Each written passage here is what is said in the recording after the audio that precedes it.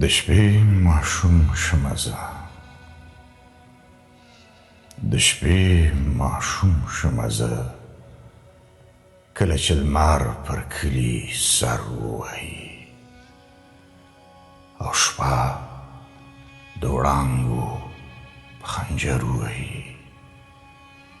په تودو شونډو پیزوانونه ښکل کړي زرین لاسونه پر ګودر ووهي چې ماشومان په قلمي ګوتو په سپینو کاغذي لاسونو تورې تختې راواخلي په بلبلي ژبو الف ووایي ب ووایي ت راواخلي ما ته رایادې شي ماشومې شیبې کلی ګودر او د ګودر له غاړې اخوا په برم ولاړ یو شین چنار یو ښکلی چنار د چنار لاندې یو وړوکی جومات چې محراب و اوبو وړی او منبر یې نه و کلپ او زنځیر خو یې پر ځای پرېږده چې ور یې نه و فرش یې د خوړ په ستوکې شګې وې ټغر یې نه و چې هر سهار به لمر له پورې غره راوشړل د وړانګو غشي د چنار لاندې په اوبو کې به خورې شوې د طاووس بڼکې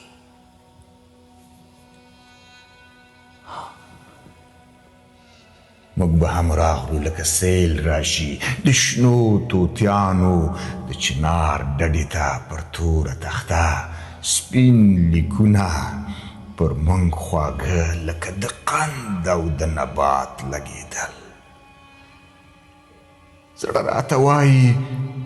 پاڅه بیا ماشوم شه زړه راته وایي پاڅه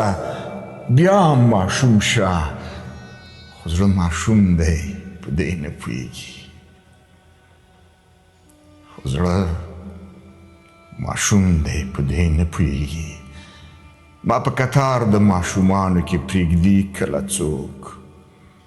غواړم ماشوم شم او پر توره تخته نوم مې د هغه جانان ولیکمه چې اول ټکی اخیستی دی د خدای له نامه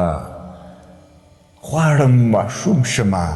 او ټولې تختې د خپل جانان په نامه ډکې کړمه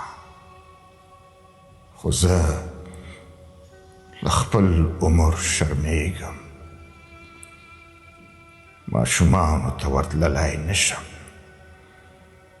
په جګو سترګو ماشومانو ته کتلی نشم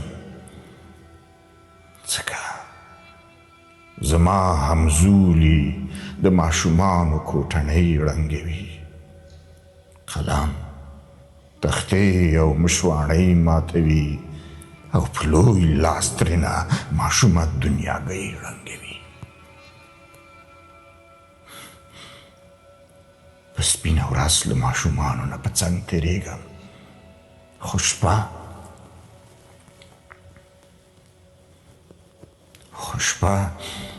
قربان یې شمه څومره پرده پوښه ده شپه ماشومان ټول په خوب ویده وي او زه له ماشومانو نه په غلا